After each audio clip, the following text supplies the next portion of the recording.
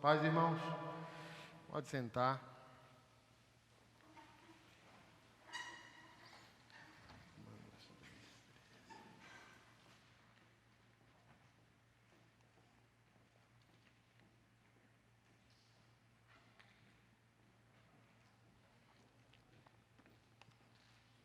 Vê um cafezinho aí para acalmar os ânimos. Abra sua Bíblia em Romanos capítulo 10, versículo 13.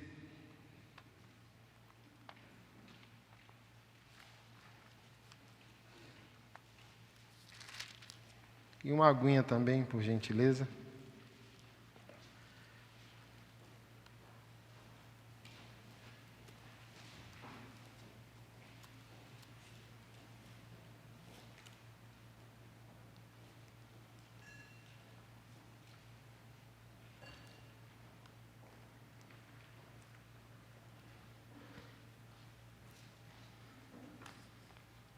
Obrigado. Café bom.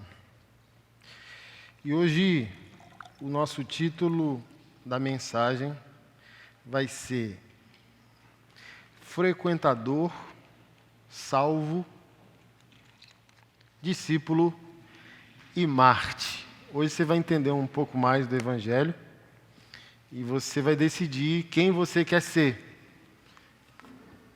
Se você quer viver na média e salvação é graça, é dom, você pode viver uma vida mediana, uma vida medíocre e ir para o céu.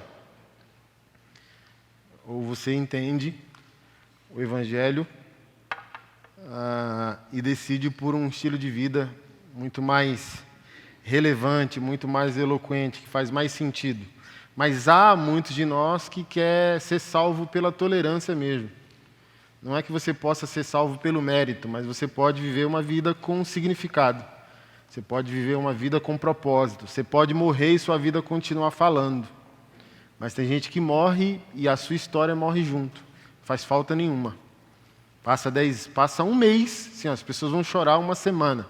Um mês depois ninguém sabe quem você foi. E não interessa quem você foi. E o discípulo de Jesus não vive essa vida.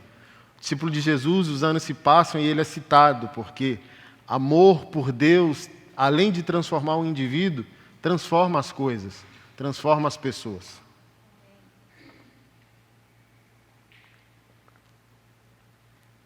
E hoje você vai se ver um pouco quem você é.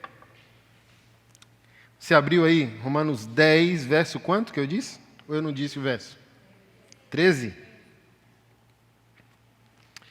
Porque todo aquele que invocar o nome do Senhor será? É assim que está na sua Bíblia? Acabou. Quem aqui lembra de Dimas? Acho que foi Martyn Lloyd-Jones, considerado o último dos puritanos. O puritanismo foi um movimento de reforma, de avivamento teológico do século XVII, movimento mais reformado, né, pendente na maioria para presbiterianos e tal. E o Martyn Lloyd-Jones é século XX, então ele era exaltava tanto, né, a glória de Deus por uma exposição teológica adequada, que pela seriedade dele ele foi considerado o último dos puritanos. E se não me falha a memória, foi ele que disse, olha, o Senhor salvou um ladrão na cruz para que ninguém se desespere. Mas foi apenas um, para que ninguém se iluda.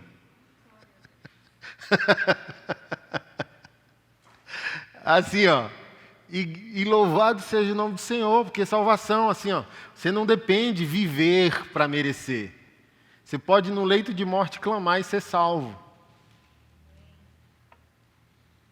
Pode viver uma vida, assim, ó, destrutiva, autodestrutiva. Você não, porque agora você está me ouvindo, aí você não tem mais desculpa. Se você pegar assim e dizer, então eu vou viver uma vida no pecado para ser salvo aos 49 do segundo tempo. O Senhor diz, vou te salvar não, que você ouviu um pastor tatuado lá falando. E isso é coisa de gente sem vergonha, né? Tentar fazer o atalho.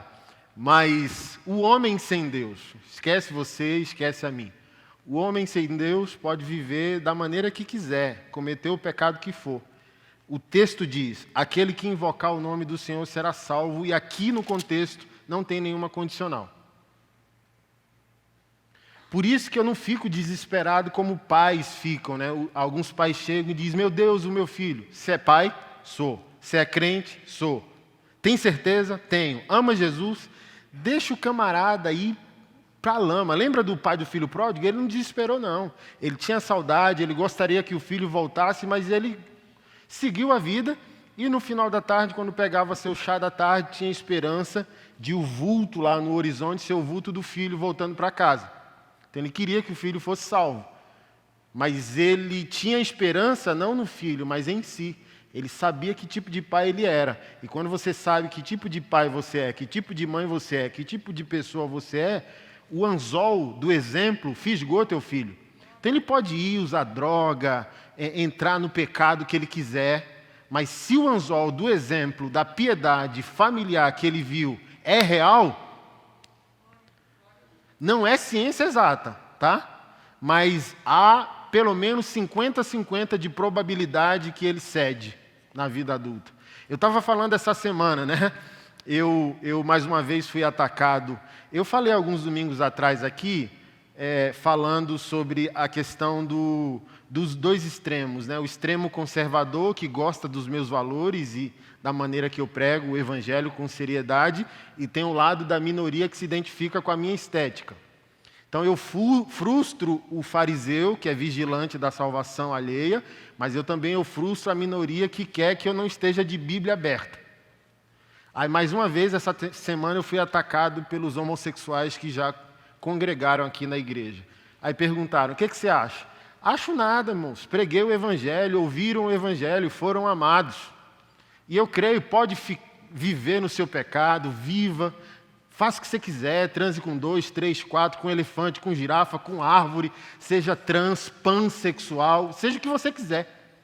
Mas se você ouvir o verdadeiro evangelho, você invocará o nome do Senhor e será salvo. Mas viveu de maneira medíocre. Era filho do Criador de todas as coisas e viveu como um mendigo. Podia sentar na mesa e comer no palácio do rei, mas decidiu comer lixo. Decidiu morar nas ruas. Decidiu, imagina, seu pai, um bilionário, e você, um mendigo. Seu pai, o Criador de todas as coisas, e você vivendo de qualquer maneira. É isso. E para mim não vale a pena. E eu quero ser grato a Jesus. Se eu quero ser grato a Jesus, não é somente eu querer viver uma vida de relevância, que glorifique a Deus. É gratidão. Ele foi mudo para a cruz pelo meu débito. E eu devo honrá-lo. Então cuspiram na cara dele, dizendo, você é um verme. Você é um lixo. Você diz que é filho de Deus, mas você não é nada. Se você fosse Deus, você desceria dessa cruz. E ele calado por mim, dizendo, eu vou aguentar calado esse insulto, porque eu estou pagando a dívida do Anderson. Eu aguentarei calado essa afronta, essa injúria, por amor ao Anderson. E eu não quero viver uma vida relevante por querer viver, mas por ser grato a Ele. Porque ninguém me amou, nem minha mãe me amou como Ele me amou, nem a minha esposa me amará nunca, mesmo que ela viva 1000 vezes. Ela nunca me amará como meu Deus me amou na cruz do Calvário. Mesmo que minha mãe me parisse 1 bilhão de vezes, o amor dela por mim jamais é trapo de imundícia. O amor dela por mim comparado ao amor do meu Criador por mim na cruz do Calvário.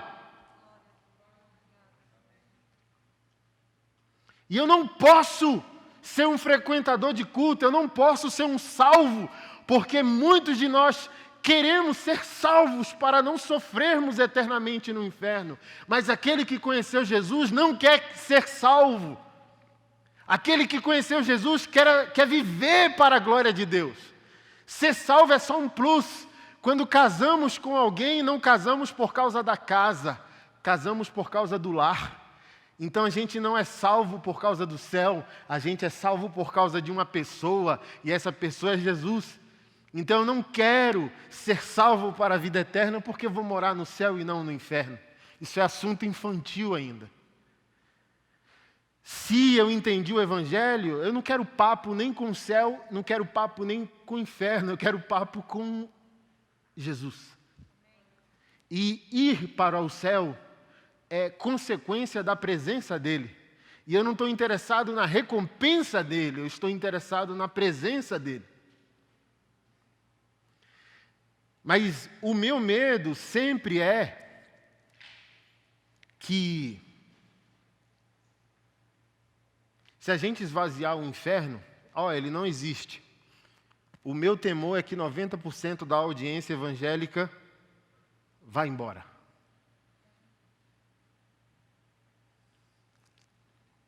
Porque eles não foram ensinados a amar uma pessoa, eles foram ensinados a amar uma recompensa.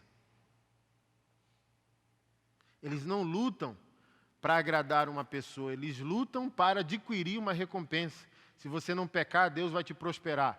Se você dizimar, Ele vai repreender o migrador, o devorador, o cortador, e você vai comprar uma casa nova. Você fala, eu quero obedecer. Mas quantos de nós, quando peca, chora por causa da relação com Ele, e não por causa de céu, inferno e recompensa?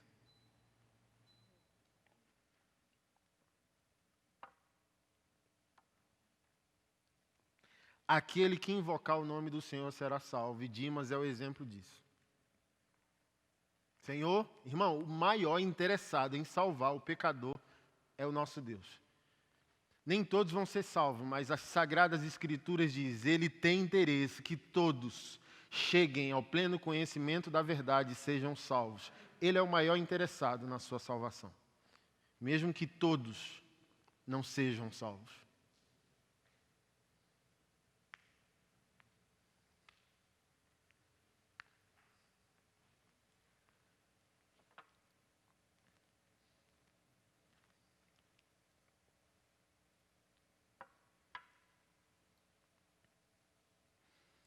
E vou ler para você o texto de Paulo aos Efésios. Não precisa abrir. Está gravando ou transmitindo? Só gravando. Mas vai postar amanhã. Você vê de novo. Efésios 2,5, Paulo disse, vocês sois salvos pela graça, por meio da fé. Isso não vem de vós, é dom de Deus. Por isso que o texto aos Romanos diz, aquele que invocar será salvo, porque não depende de mim. Não depende de eu ter vivido 10 anos de evangélico e merecer a salvação. Salvação não é por mérito, salvação é por fé.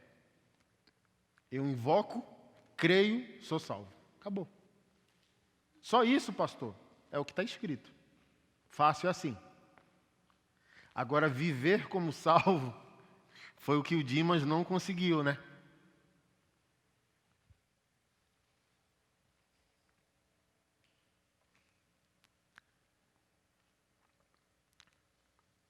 E quantos de nós não está nessa poesia?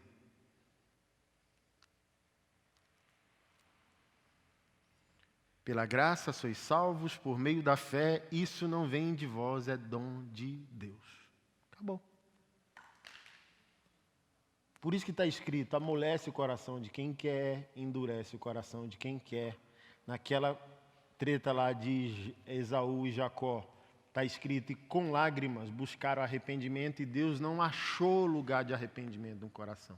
Que é dom de Deus. Deus fala, o cara tem 30 anos de crente, Deus diz, não vou salvar, ele conheceu a religião e não a mim. Aí o cara, aos 49, viveu uma vida em pecado, aos 49 do segundo tempo, clama na cruz, e ele diz, ainda hoje estarás comigo no paraíso. Por isso mesmo ele disse nos evangelhos, os primeiros serão os últimos, e os últimos serão os... Então a gente, quando chegar na eternidade, não vai chocar, porque a gente vai estar glorificado já, glória a Deus por isso, mas a gente vai dizer, eita lasqueira, o fulano lá, o pastor da TV, não veio. E o Renato Russo veio. Já pensou?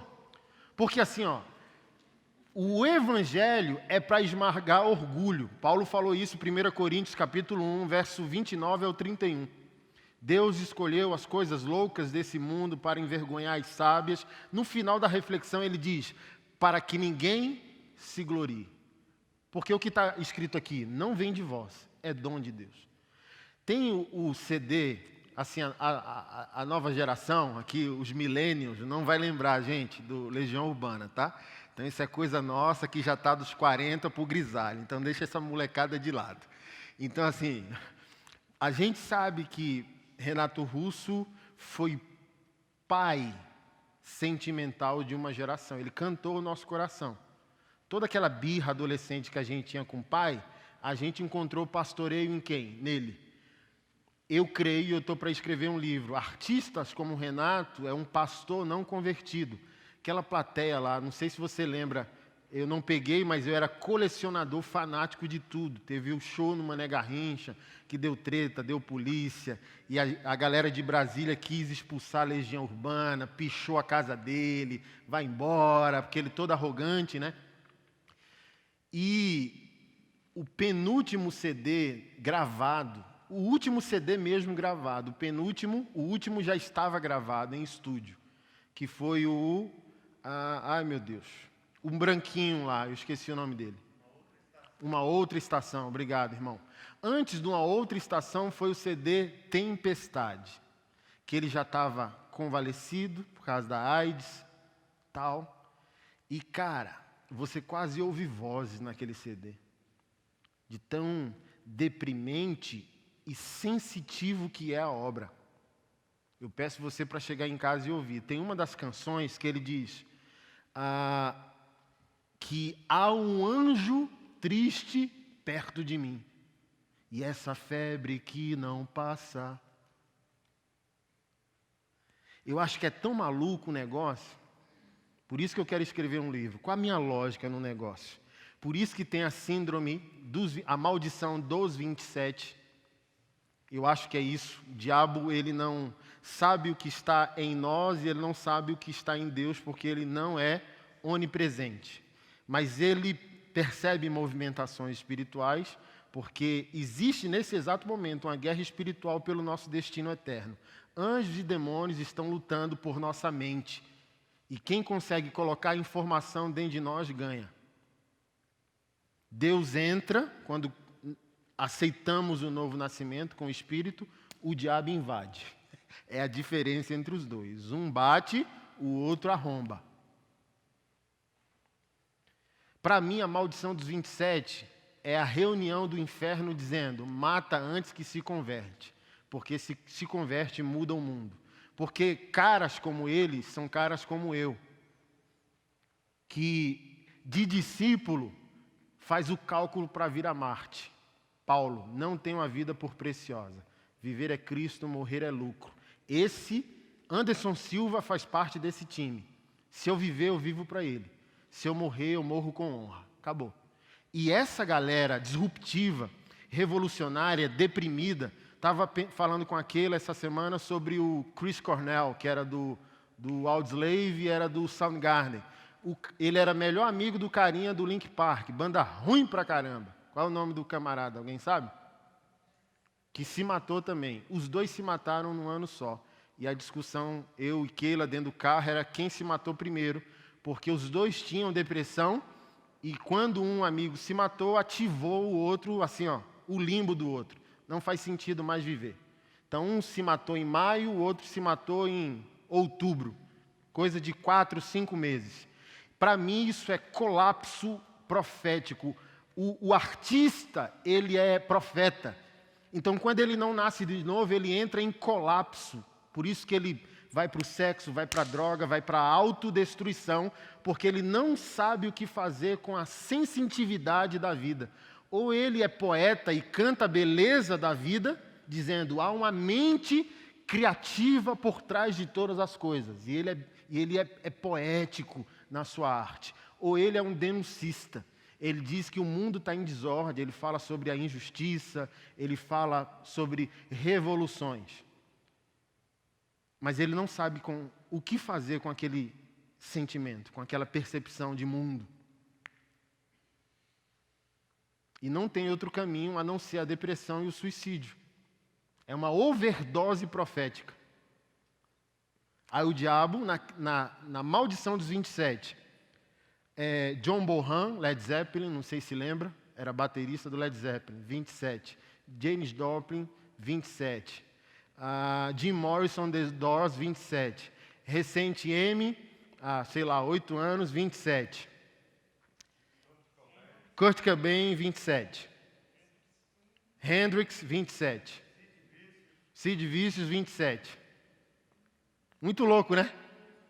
Assim, para mim isso é reunião do diabo, assim, ó. Ele pega os melhores demônios e diz, senta aqui, vamos passar o rodo geral, porque, imagina, Renato Russo, pastor. Kurt Cobain, pastor. Pega aquela Like Stone do Audioslave, Chris Cornell de perna cruzada, falando sobre as Sagradas Escrituras, por incrível que pareça.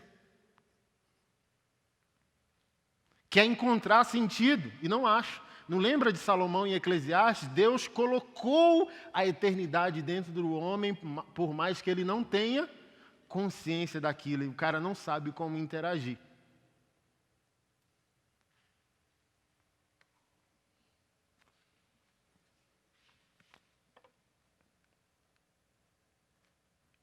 E sabe lá Deus se esses caras não invocaram o nome do Senhor no leito de morte.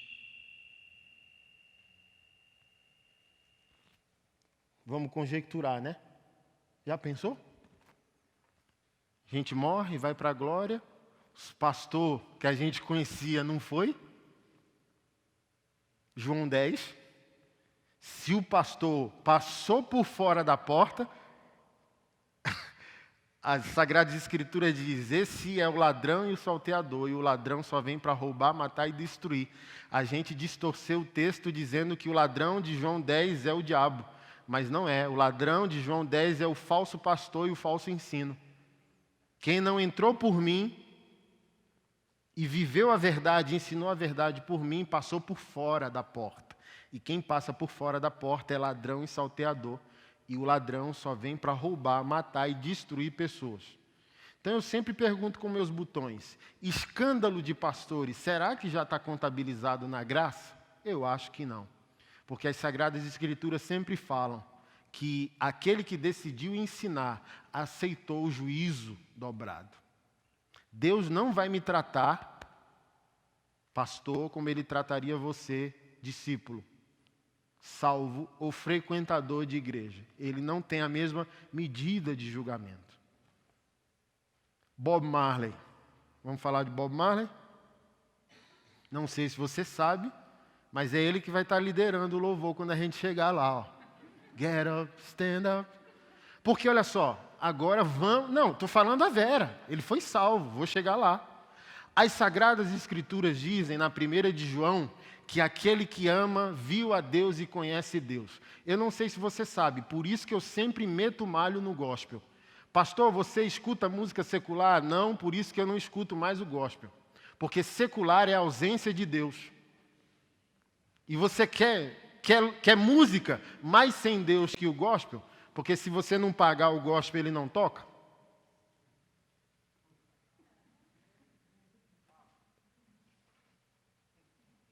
Bob Marley, ele fazia fila no quarteirão da sua casa para atender sofredores e viúvas e distribuir dinheiro para que essas pessoas pagassem dívidas, começassem seus negócios. Ele liderou o apaziguamento de conflitos em países africanos. É como se ele juntasse esquerda e direita num show, fazia o show, pegava o político de esquerda, de direita e ficava cantando assim, ó. Não sei se você já pegou o DVD. Ele entrava no transe espiritual e segurando na mão dos dois caras. E os caras assim, ó, sem entender nada.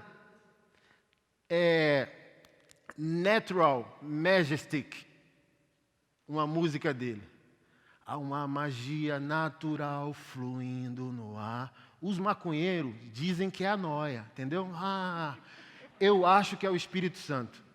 Um dia eu parei para prestar atenção nessa música, eu arrepiei assim, ó, fui tomado pelo temor do Senhor, dizendo: o cara estava sentindo Deus e não soube que era Deus. Então imagina, se aquilo não é o Espírito Santo, assim, ó, esquece que o cara era maconheiro, esquece que quase a vida toda ele não viveu para a glória de Deus, ok? Porque ele só se converteu 6 meses antes de morrer. Vou chegar lá para você já está escandalizado comigo, assim, ó. Meu Deus, eu nunca mais volto nessa igreja. Muita calma nessa hora, eu vou concluir a heresia.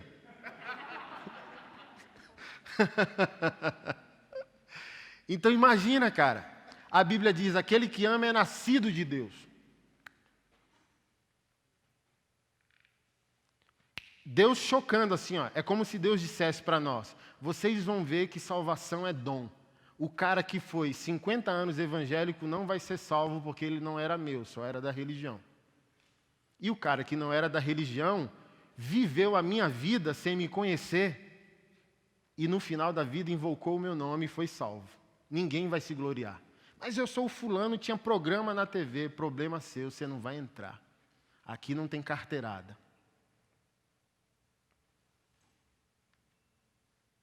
Porque quando eu vejo aquele cara assim, ó, eu falo, ele está perto. Quando eu vejo um artista cantar um trem que é evangelho, eu falo, meu Deus, se eu pudesse voltar no tempo e o Senhor me desse a oportunidade de um café com Renato Russo, eu ia dizer: você está em Deus e Deus em ti. E ele, como? Era só o clique assim, ó, tá aqui, ó, clicou, o cara. Oh! Porque esse povo está cheio de culpa. Porque a gente diz que eles estão cheios do demônio, não que não estejam. Mas aquela fagulha, ela é santa. E ela pode ser incendiada. Mas vamos voltar para o Bob Marley. Uma topada jogando bola. Começou a morte do cara. Deu um problema, não preocupou, foi virando uma ferida, virou um câncer. Aí pensaram em amputar a perna, não dava mais porque o câncer já tinha se alastrado. Uma das suas esposas, olha só, não viveu como um príncipe. Teve reflexos de uma vida de santidade na prática, mas não era santo em espírito, mas aquela prática exterior do evangelho, porque fazer essa fila era obrigação de um pastor, não era obrigação de um maconheiro. Cuidar do órfão, do estrangeiro e da viúva é papel de quem?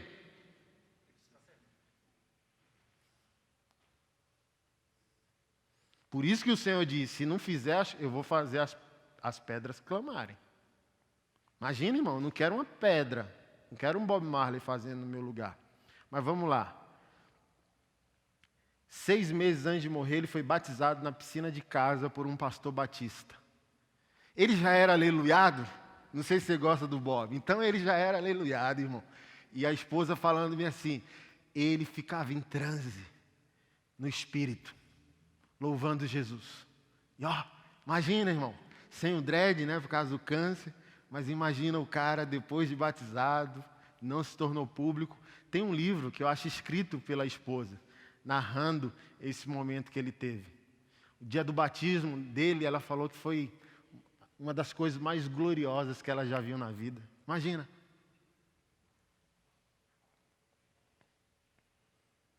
Mas hoje a gente tem a oportunidade de ouvir a mensagem para a gente não ser o Bob Marley. Aos 49, podemos viver o jogo todo para a glória de Deus. E não no fim. Podemos ter uma vida com significado. Podemos achar o ponto de ligação, né? O que na teologia a gente vai chamar de graça comum. O que eu estou ensinando para você hoje é teologia. Na teologia a gente chama de graça comum. Existe a graça especial, que é a graça da salvação, a graça salvífica e a graça comum. Renato Russo participou da graça comum. O dom dele é dom de Deus, não é dom do diabo. Mas ele não recebeu a graça especial. Não que a gente saiba. Então, ele fluiu em Deus, aquele dom não foi dado pelo diabo. Aquele dom foi dado por Deus.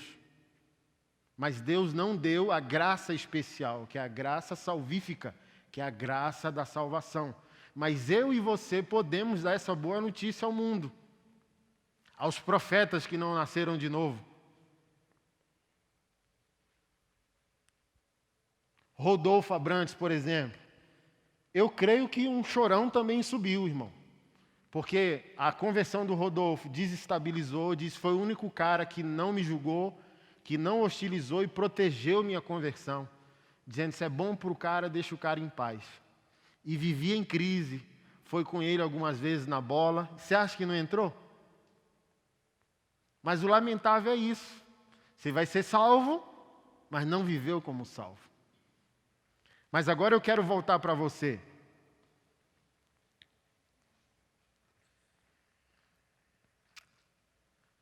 Você só quer ser salvo?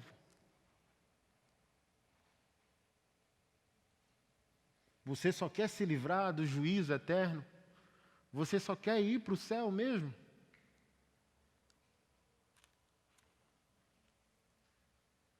Ou pior, às vezes nem preocupado com salvação você está, você só é um frequentador de culto.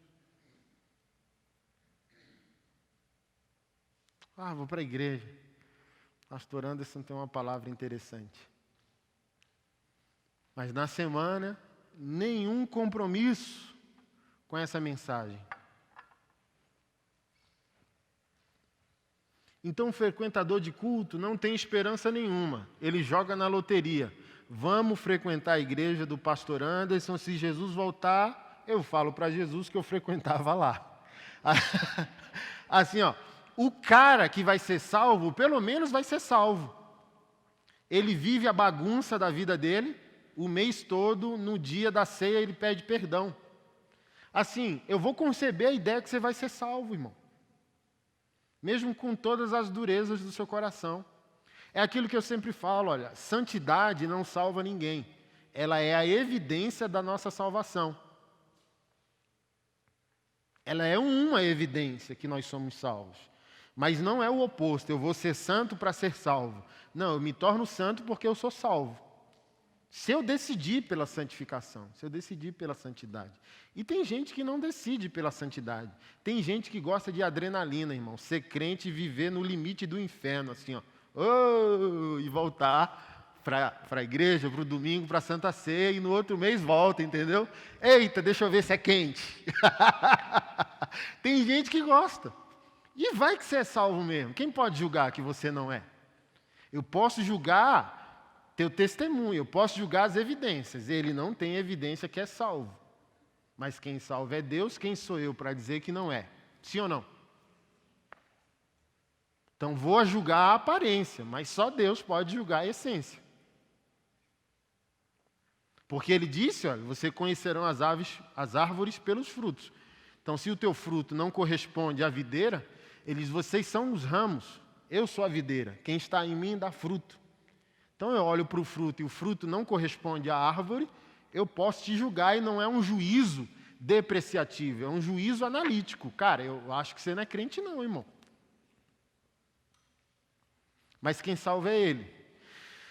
Então, o frequentador de culto está um nível abaixo do salvo, que é o crente que joga na loteria.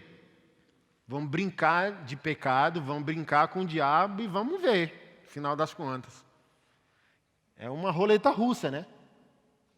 O cara não sabe. Você pergunta para ele se ele tem convicção da salvação, aí ele dá uma de espiritualzão, assim, humildão, né? Quem sou eu, né? Sim, quem pode dizer sobre si mesmo que é salvo? Aí ele começa a filosofar, como se não houvesse certeza bíblica da nossa salvação.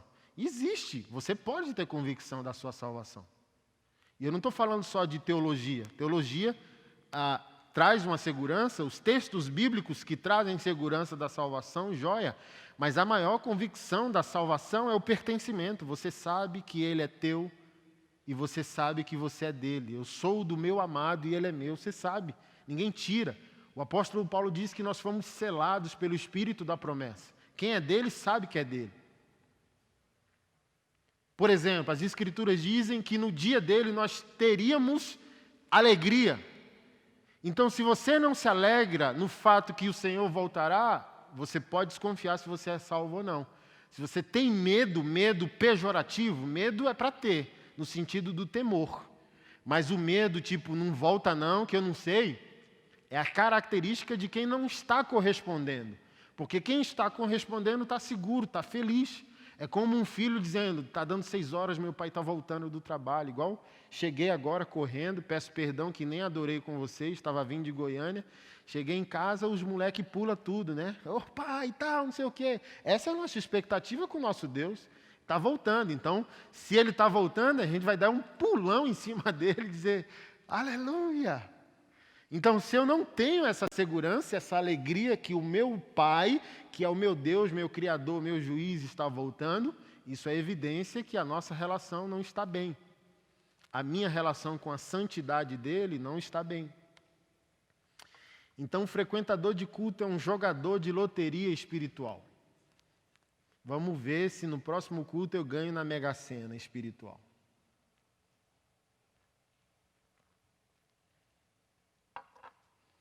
E o salvo é alguém que casa por interesse. Casa pela recompensa e não pela presença. Eu já tinha essa convicção e um pastor amigo meu me ajudou a esclarecer. Eu já tinha uma saúde pastoral no meu sentimento grande de que não podemos discipular quem Jesus Cristo não converteu. Por isso que você não me vê grilado com muita coisa. Ai, meu Deus, olha só, o transexual imitou Jesus e tal. É a minha fala, você já me ouviu, eu não vou cobrar a vida de gente morta. Eu só posso cobrar o discípulo. Eu não cobro o ímpio, eu não cobro o frequentador de culto e eu não cobro o salvo. Nem o salvo eu cobro. Eu só cobro do discípulo para frente. Eu só cobro o discípulo e o apóstolo, que é o enviado. A palavra apóstolo significa o enviado. Então, quando eu falar apóstolo, não pense em apóstolos de Cristo, tá? Pensa no enviado, o que entendeu sua identidade no reino, seu propósito no reino e foi enviado para um propósito, ok? Para a gente não entrar numa discussão teológica desnecessária. Ou marketing, que é a palavra original ali usada no grego em Atos 1:8 para testemunha. É a palavra marketing. Da hora, né? Vocês receberão meu espírito e serão meus mártires em Jerusalém, Judéia, Samaria e confins da terra. Não é, vou testemunhar. Não, ele te chamou para morrer. Eu vou evangelizar ali meus priminhos. Não, o Senhor te chamou para a morte. Que é o passo à frente que o discípulo dá. O discípulo já está extremamente comprometido. O mártir plenificou. Quando ele quebra todas as pontes, que ele diz, não, eu não tenho mais habilidade para incredulidade. Eu sou um pino redondo num buraco quadrado. Não dá mais para caber em qualquer lugar que não seja a vontade do meu Deus. Aí ele entrou no modo giraia. Acionou o modo giraia assim, ó, apertou o botão e já era.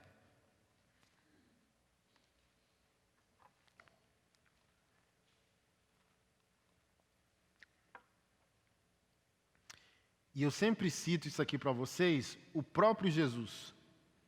Esse pastor amigo meu, pastor em Curitiba, a gente bateu um papo essa semana, vamos produzir um negócio juntos. Ele falou que ele alugou um outro prédio para a igreja.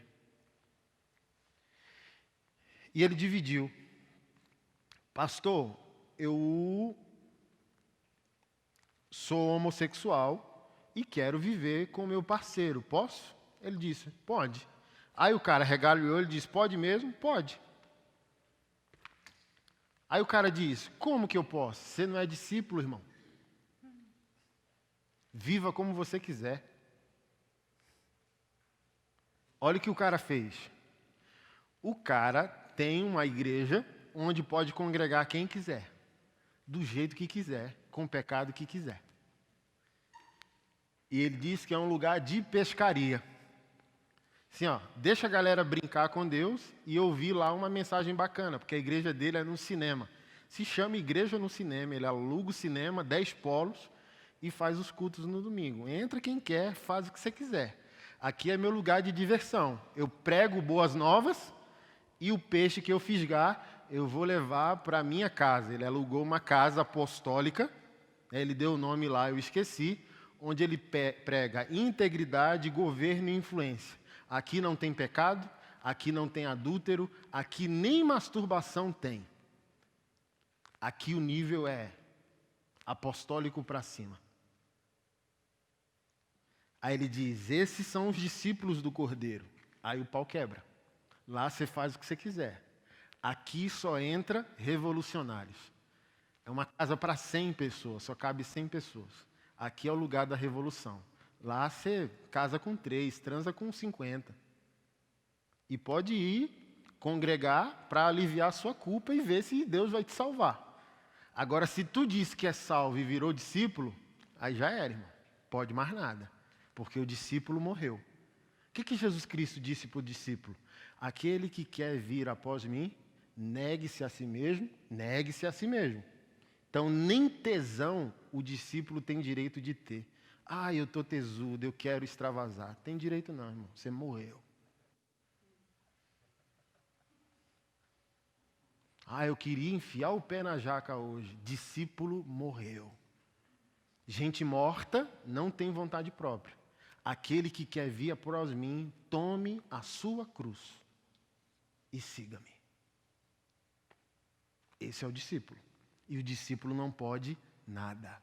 O discípulo não tem vontade própria. O discípulo se comprometeu totalmente com o caráter e a vontade do seu mestre.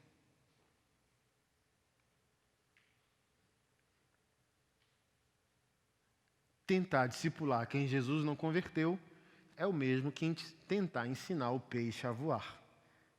É por isso que a gente sofre. E a gente entra na crise do discipulado. Meu Deus, eu acho que eu fracassei. Eu não formei discípulos. Nem meu filho parece que é um discípulo. Irmão, o fator discípulo é o fator Timóteo. E o fator Timóteo é, só existe um discípulo para 1000 pessoas. Se cure.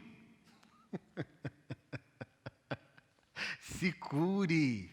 Até nos 12 do Cordeiro existia um Judas. Toda mesa existe pão, comunhão e traição. Amadureça para não morrer de desgosto. Toda mesa existe pão, comunhão e traição.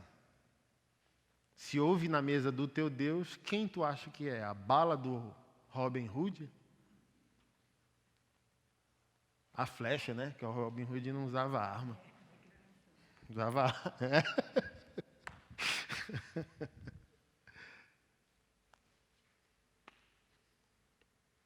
Se o cara é discípulo, estava pregando hoje de manhã em Goiânia e pensando mais uma vez na bancada evangélica. Por que a gente nunca viu política com significado no país? Porque ainda não teve um discípulo de Jesus na política. Porque onde existe um discípulo, existe o apostólico. Onde existe o apostólico, existe revolução. Existe crente? Tem crente. Tem evangélico? Um monte. Bem intencionado? Um monte. Mas boa intenção não assusta o diabo. O que assusta o diabo é um discípulo e um Marte. O que os imperadores romanos falaram dos primeiros discípulos? Aqueles que perturbam o mundo chegaram até nós. Frequentador de culto não assusta o diabo. E nem assusta imperadores. Gente salva também não faz cócega no diabo. Um discípulo começa a incomodar as trevas. Um Marte faz o diabo mudar de pauta de reunião todo dia. Quando um mártire, um apóstolo, levanta, o diabo diz, ferrou, nova reunião. O diabo só tem sossego quando um apóstolo dorme. Porque quando o camarada acorda, ele é prejuízo para as trevas, ele é prejuízo para os planos do diabo. e sofra menos. Quer no conceito filhos, quer no conceito discípulos. Jesus foi inteligente para não sofrer. Falei isso, os coaches, você acha que os coaches inventaram a tal da inteligência emocional? Tudo Bíblia, macho. Os coaches todos acessam a informação primitiva. Eles vão na Bíblia para ter conceitos de inteligência, de empreendedorismo, de finanças. É princípio bíblico, irmão. Tudo. Então, você quer maior inteligência do que Cristo dividir suas relações entre multidão, frequentador, salvos, 70 enviados de 2 em 2 para evangelizar, 12 discípulos, 3 discípulos mais casca grossa e 2 amigos, Lázaro e João. Para mim isso é fantástico. Ou seja, frustra quem quer, decepciona quem quer, porque o padrão da inteligência já está no nosso mestre. Amigos sempre poucos. Sorria. Sorria, gente. Amigos sempre poucos. Quem tem muito amigo não tem foco. Jesus já passou o rodo dizendo: os meus amigos são aqueles que fazem a vontade do meu Pai que está nos céus. Meteu o rodo nos amigos, meteu o rodo na família. Quem é meu pai? Quem é a minha mãe? Senão aquele que faz a vontade do meu Pai que está nos céus. Então, intimidade é restrito quando você se torna discípulo e apóstolo. Enviado, Marte. A dedo, porque incredulidade vem pelo ouvir. Imagina, Paulo foi arrebatado ao terceiro céu e viu coisas inefáveis. Ele não disse? Ele volta. Com quem ele conversa isso sem demonstrar arrogância? Sem ser ridicularizado. Então, não é com qualquer um que você expõe seus planos e sua intimidade, principalmente se os seus planos e sua intimidade procedeu de Deus. Porque as pessoas vão rir. Então, amigos, sempre poucos. Não estou dizendo que sorriso é pouco. Amigo, pouco. Seja simpático com todo mundo. Mas abra a porta para poucos. Olha que fenomenal. Ele tinha 12 apóstolos. Por que os 12 apóstolos não entraram na casa para ressuscitar a menina que estava morta? Lembra? O pai foi até ele dizendo: minha filha está morta. E o que ele disse? Olhe para mim somente. Por quê? Incredulidade também vem pelo ouvir. Fé vem pelo ouvir. Dúvida também. Olhe para mim. Disse para o pai. Olhe para mim. Vamos lá na sua casa. Chegou na porta da casa e diz: porque choram, a menina dorme. E eles começaram a rir. Está escrito. O que Jesus Cristo fez? Peguem o beco. Expulsou todo mundo, ficou somente ele, o pai, nem a mãe ficou. Só Jesus, o pai da garota, e ele mandou entrar João, Pedro, Tiago. Que eu creio que era o time casca-grossa da fé. Vamos ressuscitar o morto. Eram os 3 que não tinham dúvida. Bora. Aí Judas dizia: quanto que vai dar de oferta? Porque está escrito que era tesoureiro e ladrão. Então fazer o milagre dependia de quanto vai dar. E os outros, assim, talvez cada um puxava para o lado. Um mais teológico, um mais cheiramanaias, e ficava aquela guerra de percepções. E Jesus falou: para resolver o problema, quando o assunto for complexo, só Pedro, João e Tiago. Isso é inteligência, irmão, porque ele vai logo no foco e resolve o problema. Tinha os 12, tinha os 70, tinha a multidão. Tem gente salva na multidão? Mas não tem apóstolo e nem discípulo na multidão.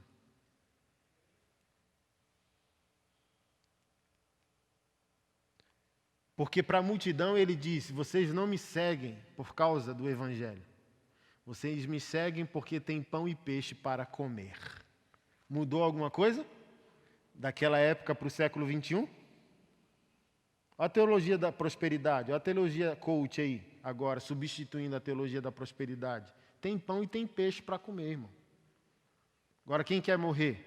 palavra morte foi rasgada, a palavra sacrifício, nem pense em falar de um negócio desse. Obediência, santidade, crucificação, nem ouse falar de doutrina. A letra mata. Nem ouse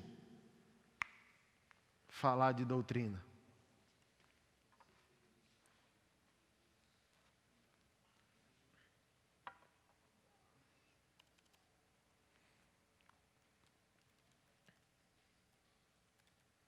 Tem gente que frequenta, tem gente que é salva, tem gente que diz: eis-me aqui.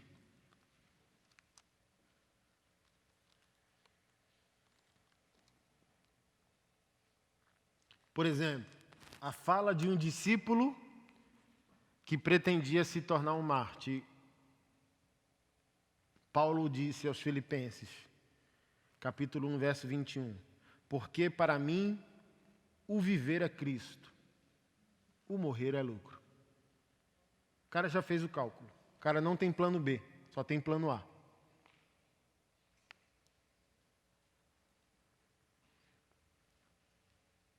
Paulo disse em Atos 20 e 24, em nada eu tenho mais a minha vida por preciosa, contanto que eu cumpra com alegria a minha carreira e o ministério que eu recebi do Senhor Jesus para o testemunho do Evangelho da graça de Deus. Não tenho a vida, e o contexto aqui era, a igreja queria proibir ele de ir para Jerusalém, porque em Jerusalém seria perseguido, preso e talvez morto. Ele diz, eu estou pronto para ir, para ser preso e até para ser morto. Eu não tenho mais a minha vida por preciosa. Se eu vivo para ele, se eu morro, eu o encontro. Então a morte não acaba com a minha vida, pelo contrário, ela promove a minha verdadeira vida.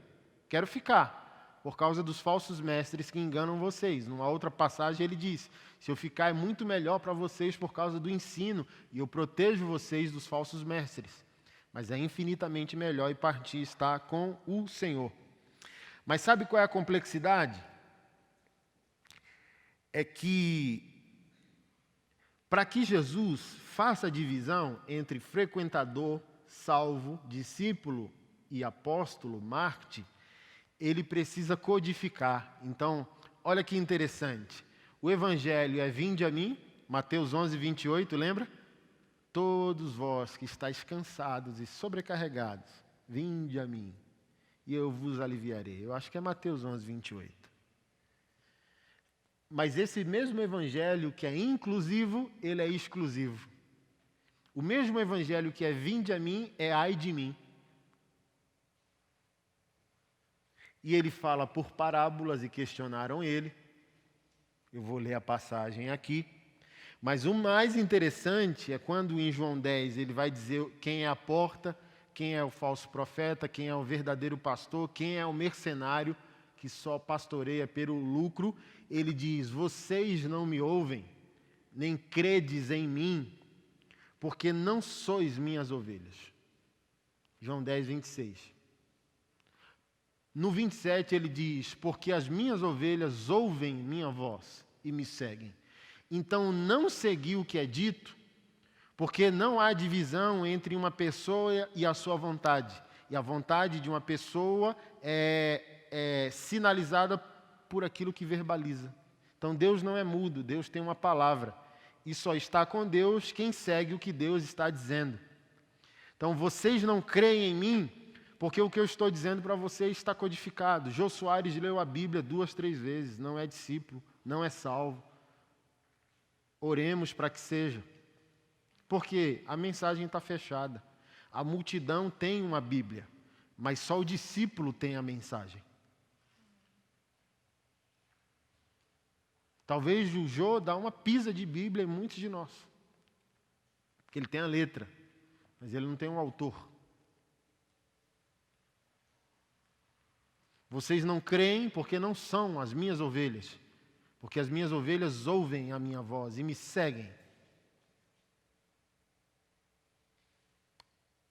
Então, isso aqui é um paradigma interessante, que eu quero encerrar ele em Mateus capítulo 13, se você puder abrir,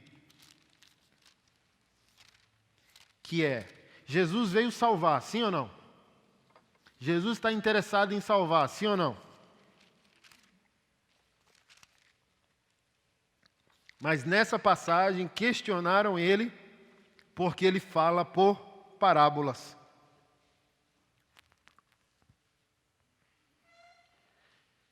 O que podemos entender? O Evangelho é para todo mundo, mas não é para qualquer um. Olha que paradoxo. O Evangelho é para todos, mas não é para qualquer um. Ele disse: ninguém virá a mim se o meu Pai não conceder. Então é Deus que aperta o botão, baseado naquilo que vê em nós. Então, se o Evangelho nunca nos envolveu, nunca nos cativou, nunca nos transformou, é porque Deus não se interessou por aquilo que vê em você. É complexo, né? O mesmo Deus que diz que quer te salvar, não te salva.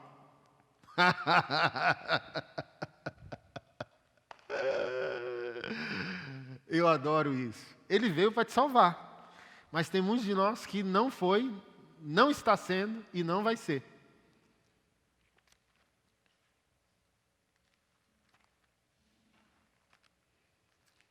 E eu creio nisso, porque Deus de antemão viu. 2 Pedro disse isso. Pedro, só abrindo esse parêntese que me veio agora. Pedro, na sua primeira carta, capítulo 1, a partir do verso 1, disse: Pedro, apóstolo de Jesus Cristo, aos eleitos que foram forasteiros da diáspora, no Ponto, na Galácia, na Capadócia, na Ásia, na Bitínia, eleitos segundo a presciência de Deus Pai. As doutrinas do calvinismo, por exemplo, a eleição incondicional, por exemplo, eu tenho a teologia reformada por Freio, mas não me considero calvinista. Eu creio em eleição a partir de Pedro, segundo esse texto aqui. Eleição segundo presciência. Deus viu você. E porque Deus viu você, Deus predestinou um monte de coisa, de acordo com a sua disposição interior, e dá uma resposta a ele. Eleito segundo a presciência de Deus. Deus viu e estabeleceu um caminho para aquela pessoa que sempre será vulnerabilizada pelo temor dele. É assim, gente obstinada, mas que quando Deus toca... Assim, falei isso em Goiânia hoje. Quem é o convocado por Deus ao novo nascimento? Seja de direita ou de esquerda, ele tem os seus orgulhos. Aí vem alguém, abre a Bíblia e diz: está escrito. Aí ele não resiste. Porque o discípulo não tem autonomia. Ele pode ser de direita, ele pode ser de esquerda, ele pode ter a filosofia que ele quiser. Quando a Bíblia abre, ele cala. João 10 de novo. Vocês não creem, não me ouvem, porque não são as minhas ovelhas. As minhas ovelhas ouvem a minha voz. E onde a voz de Jesus é revelada? Nas Sagradas Escrituras. Então, uma verdadeira ovelha não rivaliza com as Sagradas Escrituras. Abriu a Bíblia, ele se vê diante de solo sagrado.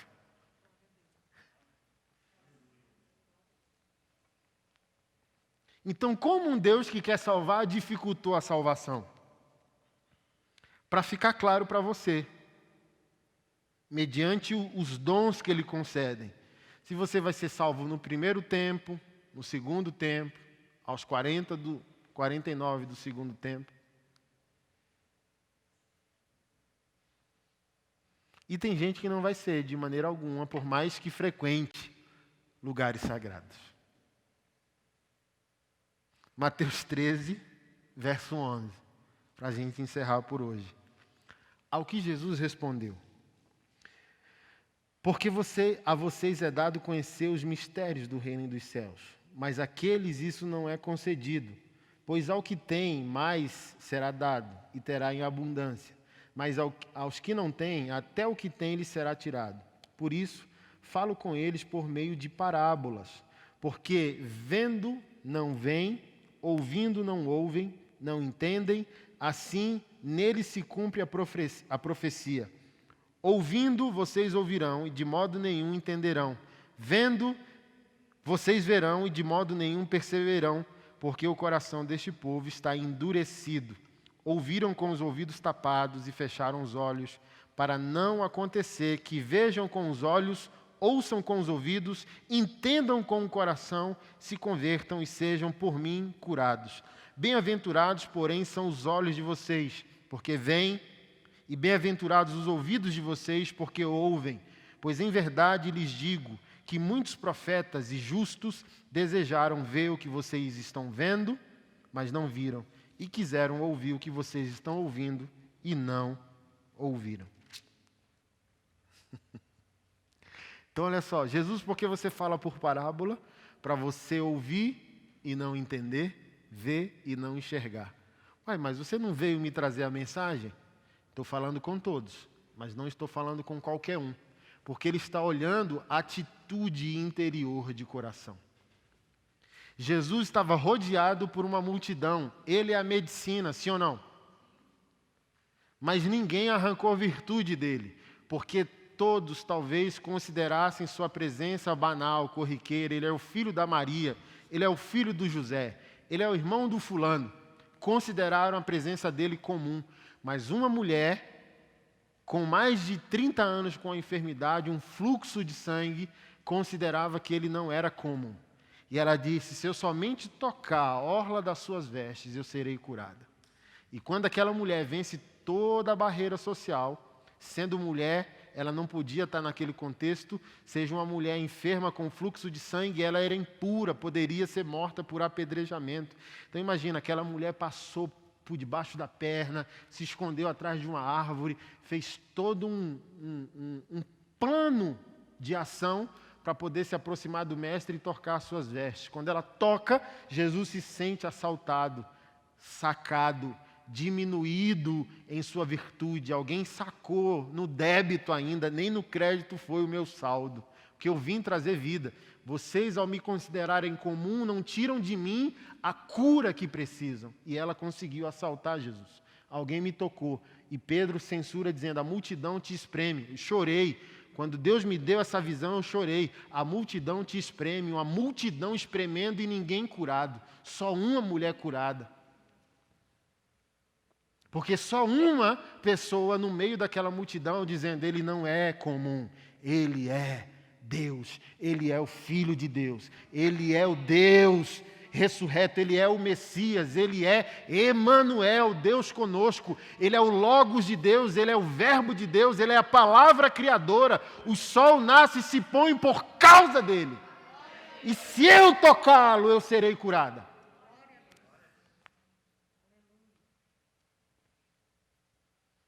Então Jesus está falando com você. Mas se ele vê a sua atitude interior displicente, não é para você que o evangelho vai se abrir. É fácil e difícil, acessível, codificado, para todos, mas não para qualquer um.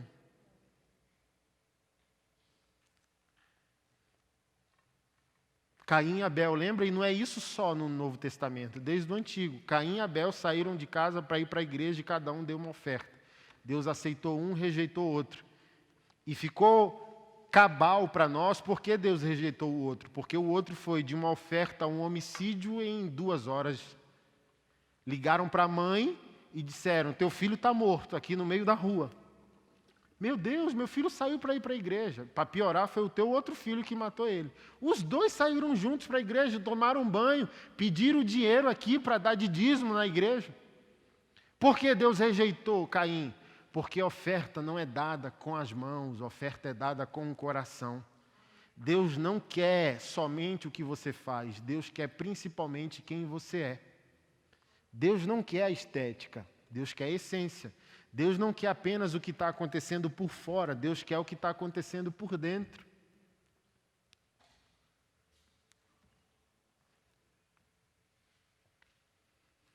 Então a gente pode frequentar a igreja há 30 anos e não ser salvo, ser só frequentador.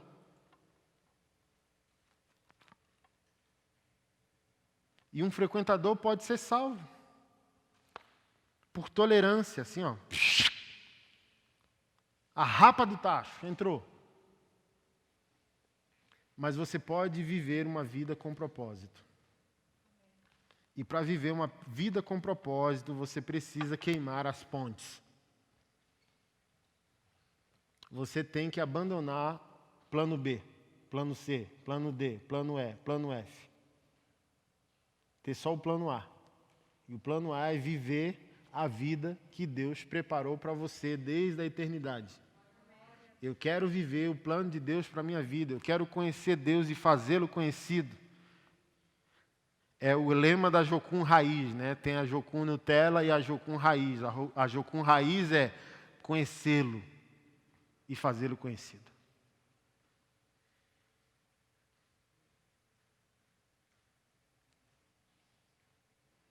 Jesus, você não está falando comigo, não? Não. O que ele disse? Parece quase pleonasmo, né? Quem tem ouvidos para ouvir? Oxente. Ele disse em outra passagem: vede como ouviste. Pega, amado, que é de graça, de graça. Vede como ouviste. Olha o que ele está dizendo. Observe a disposição que você tem para ouvir minha palavra. Vede como ouviste. Veja se você está recepcionando no seu homem interior o que eu estou dizendo. Quem tem ouvidos para ouvir, ouça. Paulo foi muito mais complexo, dizendo: eu oro para que Deus vos dê espírito de sabedoria e de revelação no pleno conhecimento dele. Então é quase o olho de Tandera. Lembra lá dos Thundercats? Thunder, Thunder, Thunder! Oh! E o olhão de Tandera lá, Paulo está dizendo. Paulo em outro lugar disse: que Deus ilumine os olhos do vosso entendimento. Meu Deus, eu fico louco com esse negócio. Não basta ser entendimento não, Paulo. Não, ele diz que há olhos no entendimento. Há um nível mais sublime, mais elevado do que a coisa em si. Então, ler a Bíblia e ter entendimento da Bíblia é muito bacana. Paulo diz, tem um nível superior. Tem uma porta especial para ser aberta. Um dia, eu já dei esse testemunho para você, Deus me deu um sonho profético da casa dele com uma mansão do Parque Way, 2 metros, 4.000 metros quadrados, com quadra de tênis, de futebol, vôlei de areia, sala de game, churrasqueira lotada, piscina lotada, e eu feliz assim, meu Deus voltou, aleluia, eu estou na casa dele. Todo mundo feliz, todo mundo rindo, todo mundo contente, lugar de vida. Lotada a casa, cozinha lotada, porque crente come mesmo, até na visão profética crente comia. Jogando game, na piscina lotada, todo mundo divertindo, e eu, ele voltou, eu sou dele, finalmente, não iremos ter que se arrepender amanhã, somos perfeitos como ele é, e eu, adrenalina naquele sonho profético. E quando eu vi naquela casa tinha um ser, era humano, mas sobre-humano, era um humanão, entendeu? Aí eu entendi, é um anjo. E aquele humanão glorioso no final da casa fazia assim. Aí eu olhava e eu fui atrás dele, aí era de sobrado, né? 2 andares. Aí ele foi, eu fui atrás dele. Quando eu vi no corredor, uma porta entreaberta e ele foi para o lado da porta. Continuou me chamando. Quando eu cheguei do lado da porta, ele disse, você quer entrar? Aí eu disse, eu posso entrar? Você quer entrar? Aí eu disse, eu quero entrar. Aí ele abriu a porta, quando ele abriu a porta, era o Senhor Jesus sentado numa mesa e 2 pessoas tendo reunião com ele. Aí eu sentei. Aí eu perguntei, do que se trata, Senhor? Aí ele disse, você viu minha casa? Vi. Que alegria meus filhos em casa, não é? Eu os amo, todos eles. Todos eles me amam. Todos eles estão salvos e a morte não os tocará mais. Mas infelizmente só 2 dos teus irmãos se interessam pelo que eu me interesso.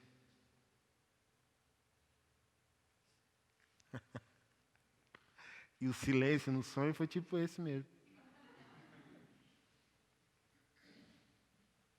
Salvação é muito bom.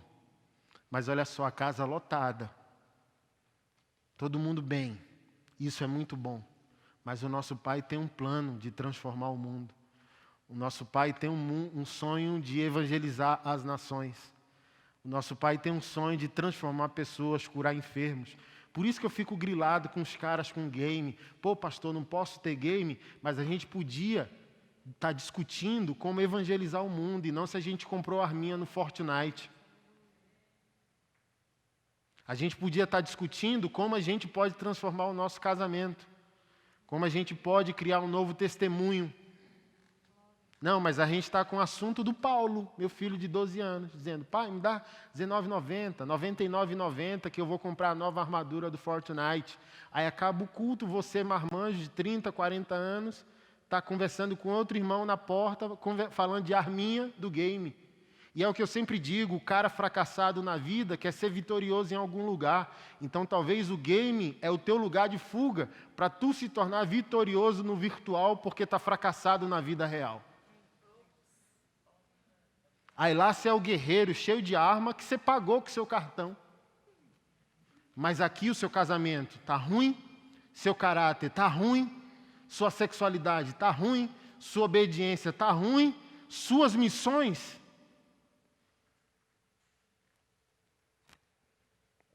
Então eu não estou sendo fariseu dizendo que você não pode ser feliz. Eu falei para a Keila, eu vou comprar meu Super Nintendo, que foi o último game da minha adolescência. É o que eu sei jogar, infelizmente. Eu olho meus filhos ali no PlayStation, mesmo que eu quisesse, eu não... Agora o Super Nintendo, lembra? Do Mario, Sonic, aquele futebol ruim pra caramba, de 1994.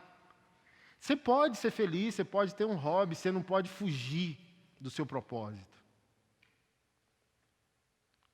Os irmãos vieram discutir no grupo, aí eu falei bem assim, para resolver a discussão, coloca na mesa quanto tempo de game, quanto fruto, resultado.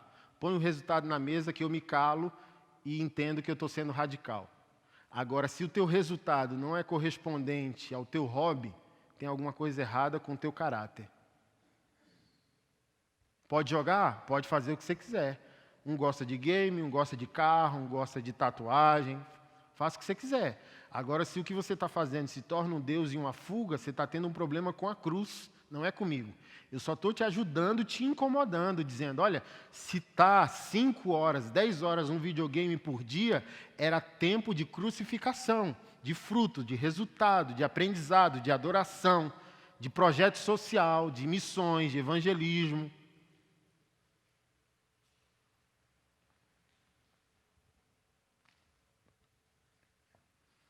E é isso, eu estou partindo do pressuposto que ninguém está usando o nome do Senhor em vão e todo mundo quer ser discípulo. Então, hoje ficou claro para você porque eu estou pegando no pé dos homens. Porque eu estou convocando você ao discipulado da cruz, macho. E no discipulado da cruz, nenhum apóstolo ficou 10 horas jogando peteca, não tinha game na época, né? Então não ficaram lá, irmão, jogando futebol 5 horas por dia, não. Paulo evangelizou a Ásia com um punhado de missionários. Vamos supor que foi 5, em 3 anos. Tem hobby, tem descanso, tem tudo, irmão. Nosso Deus não é um tirano. Mas vamos comparar o nosso tempo de humano, o Anderson e o Anderson filho que tem uma responsabilidade no reino. Tem que equiparar. É a mesma coisa que eu sempre peço para você comparar. Seu extrato bancário, o que Jesus sacou e o que você sacou. É para estar pareia. O discípulo de Jesus não é dizimista, não. Cristão que é dizimista é cristão religioso, sim. Dízimo é parâmetro É um parâmetro, mas não é a realidade da nova aliança, não.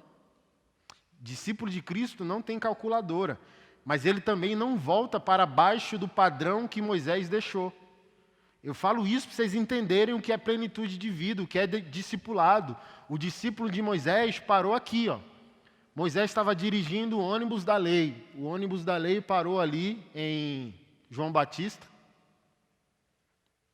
E João foi o maior nascido entre mulher, porque viu o ônibus do silêncio, vir da antiga aliança para a nova. 400 anos Deus estava calado. Aí Moisés pegou o carro, empoeirado, o trem, o ônibus, dirigiu ele até João Batista, e João Batista disse, finalmente Deus vai falar de novo. Então João é o maior porque João foi testemunha entre o beijo da graça e o beijo da lei. Oh, eis o Cordeiro de Deus que agora vai tirar o pecado do mundo. Isso foi o que João viu. Então, o ônibus de Moisés parou em João Batista. E o ônibus de Moisés tinha um padrão para os seus discípulos. E um dos padrões de obediência era os 10%. Então, eu nasci de novo no sangue de Cristo Jesus. Eu sou discípulo de Cristo Jesus e Jesus é mediador de uma superior aliança, baseada em superiores promessas. Eu não posso viver mais como um religioso e nem como um displicente. Eu não posso voltar para trás do padrão de Moisés. Então, quando as pessoas dizem, estou na graça, elas querem se ver livres, quando elas deveriam se ver mais responsabilizadas do que o discípulo de Moisés. Então, em Cristo, quebramos a calculadora. Deus não está mais interessado em 10%. Você, agora deixa eu mexer, provocar. Você é dizimista fiel. Dizimista fiel não prospera. Porque o poder da nova aliança não está no que você entrega. Está naquilo que você ainda consegue esconder do teu Deus. Está naquilo que você retém. Você foi ensinado de maneira religiosa a dar 10% e achar que você está livre de Deus. Só vai funcionar, você pode dar 10, você pode dar. Eu acho que você não pode voltar para baixo dos 10. 10 é com pedido de perdão. Jesus foi mal, desculpa, esse mês foi arrochado, só deu para eu chegar junto com 10. É de 10 para frente. Mas quando eu dou os 10, eu não me escondo, continuo vulnerável, tudo é dele. Senhor, eu estou aqui. Mas assim, ó, tremendo. Fala mais que os 10 não, porque está ruim o negócio. Entendeu? Deixa eu pagar uns boletos aqui. Eu mesmo, meu padrão é o oposto. E eu não estou mentindo. Eu não sou dizimista. Eu sou tu dizimista. Eu acho, irmão, que 70% da minha renda, 80% já é do reino. Pego o meu extrato assim e fico feliz. Entendeu? Meu coração sempre interessado. Meu Deus, quando eu prosperar, dou um carro para fulano. Hoje mesmo a gente estava em Goiânia, o carro do irmão deu PT, e eu naquela esperança, naquele clamor, Senhor, me prospera, porque se me prosperar e der folga, eu honro o irmão e compro um carro para ele. Esse é o coração da nova aliança, não é um coração assim, ai meu Deus, entendeu? Da calculadora, não, é o coração, é o que você retém. Se você deu alguma coisa e consegue reter, é aqui que está o pulo do gato. Você só vai prosperar quando você tiver plena certeza que você não consegue mais se esconder do seu Deus. Por quê? Se ele tem 10%, ele pode não ter você. Isso é fato, se você for religioso. Religioso fiel, sou dizimista do centavo. Aí você pode dar e se esconder, achando que você lavou dinheiro, entendeu? Deus é obrigado a me perdoar. Estou vacilando, mas sou dizimista fiel. Deus vai passar o pano. E Deus não passa pano para ninguém. Caim é o exemplo. Nem existia dízimo com Caim. Deus já rejeitou a oferta dele.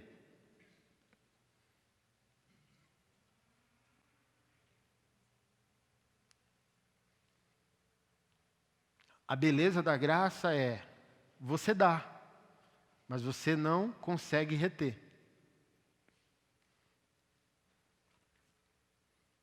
Já estou entrando na palavra de dízimo e oferta e vou fazer isso com um testemunho. Já acabamos o sermão. E espero que você se identifique com o discípulo e se prepare para morrer. Jesus, eu aceito o discipulado. Me torno teu discípulo, me prepara para a morte, literal ou figurada. Então, olha só, você já me ouviu falando do testemunho da minha mãe, dos cachorros dela, que acho que até morreu, já tem uma outra cachorrada na casa dela lá. E, irmão, sei lá, né, minha renda mais de 50% já comprometida com o reino. Dizimei no mês, ofertei, fui ensinado desde cedo a quebrar logo Satanás na junta dele. E quebrar o Satanás na junta é ele ver que eu não faço por obrigação, eu faço por adoração e amor a Deus e ao outro. Então, um crente só prospera quando ele sabe provocar o diabo. O diabo diz, seja um dizimista fiel, porque quem é dizimista fiel, quando tudo dá errado, ele é atiçado a cobrar a Deus. Por que meu filho entrou no pecado sendo que eu sou dizimista fiel? O que tem a ver um negócio com o outro? Mas o religioso é ensinado assim, obedecer para na hora certa cobrar, botar Deus na parede. E não é assim que funciona. Então, desde cedo, meus primeiros professores na fé diziam, oferte sempre o mesmo que você dizima. Aí você mata o diabo, ele não consegue te reter. Porque, como eu disse, há uma guerra espiritual. Lembra lá a treta de Daniel? 21 dias. Então Deus responde. Mas às vezes tem batalhas que precisam. Por exemplo, quando eu entendi isso, eu peço para Deus, mas eu posso entrar numa linha de combate espiritual se eu sou fiel. Você pode saber que você é fiel em vida e ir para a briga com o diabo e não com Deus. Deus você adora e pede a Ele como um pai. Mas quando você percebe que o negócio está trincado, não é mais com Deus a briga. Quantas provisões eu não recebi quando eu fui para a briga com o diabo? Até arrepio, irmão, e olha que eu não sou místico. De dizer, cara, amo Jesus, está tudo bem na nossa relação, está fluida. Sou fiel naquilo que Ele me mandou fazer. Por que não está funcionando? Aí Deus fala, já está maduro para saber que existe guerra espiritual. Aí eu vou para o diabo, falo com ele, ordeno. Meu pastor desde cedo ensinou. É fiel dizimista? É fiel ofertante? Ama o pobre? Cuida do próximo? Diabo, tira suas mãos das minhas finanças. Irmão, ele me ensinou desde cedo. Então, quantas provisões como igreja e como pastor eu não recebi no dia que eu fui brigar numa manhã para falar com o diabo? Porque já adorei, já pedi, já obedeci. Aí eu fui para a guerra com o diabo.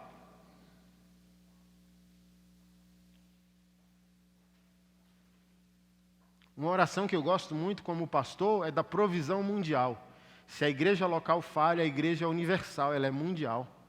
Tem um irmão meu na Europa, no Japão, nos Estados Unidos. Irmão, então, a nossa igreja virou uma igreja por exemplo, de arrecadação financeira mundial. Porque eu brigo com o diabo nessa esfera. Olha uma das brigas que eu falo com o diabo. Deus, Satanás, já falou da minha necessidade e da necessidade da igreja para alguém. E você está colocando dúvida na mente do meu irmão, medo no sentimento dele ou arrogância no bolso dele. Eu mando agora você soltar o sentimento dele, o coração dele, a mente dele e o bolso dele. Aí a gente começa a ligar, dinheiro começa a cair na conta. Então, de um lado, você tem que obedecer e adorar, do outro, você tem que guerrear. E eu lembro que nesse mês, dizimei, ofertei, fiz o trem todo que eu tinha que fazer. Aí meu dinheiro já estava escasso.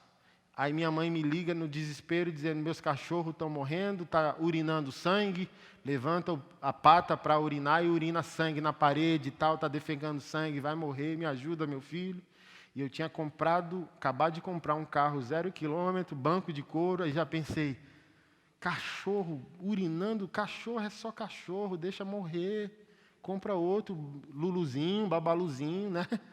Meu Deus, botar dentro de um carro novo, banco de couro, sangue de Jesus. Aí saí daqui para ir em Águas Lindas. Aí cheguei lá, ela disse, não precisa botar dentro, pode pôr no porta-mala. Eu pensando assim, né, menos mal. Aí abri o porta-mala, nem forrei, botei os cachorros lá e uma cachorrada toda. Eu falei, meu Deus, quando abrir, vai estar destruído o porta-mala do carro. tirei do carro, botei dentro da clínica veterinária, o cara falou bem assim, R$ 740. Aí quando eu ia dizer obrigado e pegar os cachorros, botar dentro do carro, minha mãe já me abraçou assim, dizendo, obrigado meu filho, aleluia pela sua vida. Aí como você diz não para sua mãe? Aí eu falei, caramba mano, o que eu vou falar para Keila? Que eu dei 740, era a escola das crianças, eu estou para curar cachorro, senhor. E eu lá assim, ó, em crise, porque o cara, crédito ou débito, eu ia pagar as coisas naquele dia, débito, e ela, aleluiada. Aí, seu irmão foi pegar minha irmã na escola, seu irmão pagou e tal, e ai, obrigado meu irmão. E eu para casa em crise, voltei para Águas Lindas, deixei cachorro de novo, deixei minha mãe e minha irmã, voltei para casa triste, assim, o John Travolta do meme no Facebook, lembra? Abre a carteira assim, dizendo, ó céu, ó vida, o que fazer? E aqui em crise, ó. Chegar em casa, outra treta com a baixinha, Keila. Vai pagar as contas hoje? Não, paguei os cachorros da minha mãe. E ó, aí o telefone toca. Aí atendi no Viva Voz. Oi, pastor, tudo bem? Está em casa? Estou não, estou no trânsito. Pastor, eu estava aqui, cara, e Deus falou comigo. Qual é a tua conta aí, pastor? Aí passei a conta para o irmão. Aí 10 minutos depois o telefone toca de novo. Ô, pastor, tudo bem? Quanto tempo que eu não vejo o senhor? Está tudo na paz? Tudo na paz. Pô, acho que Deus falou comigo aqui nessa manhã. Queria que o senhor me passasse sua conta. Passei a conta para o irmão.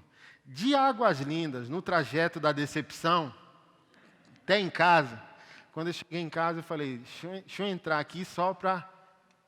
Entrei, foi 740, né? Esses irmãos, os dois juntos, eu não sei quem ofertou o quê, eles tinham transferido para a minha conta 3 a 4 valores a mais que os 740. Aí na hora que eu sentei para ver, e aqui eu não estou ativando o teu egoísmo, isso é coisa de gente que não nasceu de novo. Eu estou dizendo para você que a Bíblia é a palavra de Deus e ela é viva e eficaz. Então na hora que eu olhei assim, dizendo, meu Deus, aí na hora o Espírito Santo disse, o que está escrito na minha palavra sobre pai e mãe? Aí eu, honrar seu pai e sua mãe é o primeiro mandamento com promessa. Ou seja, irmão, não prospera quem não quer. A Bíblia é o caminho de vida. Por isso que eu falo, a Bíblia não é uma sugestão. Ela não está perguntando o que você acha. A Bíblia é Deus falando. Ouve quem quer. Quem tem ouvidos para ouvir, ouça. Veja como você ouve. E não precisa estar feliz para obedecer, porque eu não estava feliz para honrar minha mãe. Só obedece. É igual tomar laranja com beterraba. Se não gosta, irmão, é imunidade e vida. A beterraba não está perguntando para você se você gosta dela. Ela está dizendo, se você me colocar para dentro, eu garanto para você que seu organismo vai funcionar. A medicina não pergunta para o paciente se ele está de acordo. Ela só diz, se você me colocar para dentro, eu vou garantir a você o que eu prometo. Ponto final. Discípulos não questionam o que está escrito. E aqui, ó, esquece G12, M12, Marcelo D2. Eu não estou falando, quando eu falo discipulado e discípulo, eu não estou falando do diabo do método. Eu estou falando da cruz. Então esquece o homem, esquece o René Terra Nova, esquece o MDA, esquece o G12, esquece o M12, esquece o programa. Não que o programa é um erro. Eu, quando falo discípulo e discipulado, eu estou falando do dedinho de Jesus. Não estou falando de homem. Não estou falando de método de 12 para liderar pessoas. Eu estou dizendo que o teu primeiro discipulador é a cruz. A cruz assim, ó. Não quero saber o que você pensa. Siga-me. Depois a gente conversa como pastor e ovelha, ovelha e pastor. Mas o teu primeiro discipulador não sou eu. O teu primeiro discipulador é a tua cruz. Quer vir após mim? Disse o teu rei. Toma a tua cruz. Segue-me. E discípulos não questionam o que o mestre disse. E infelizmente hoje nós obedecemos mais aos homens do que a Deus. Tratamos a palavra do pastor como absoluta e não tratamos as Sagradas Escrituras como absoluta.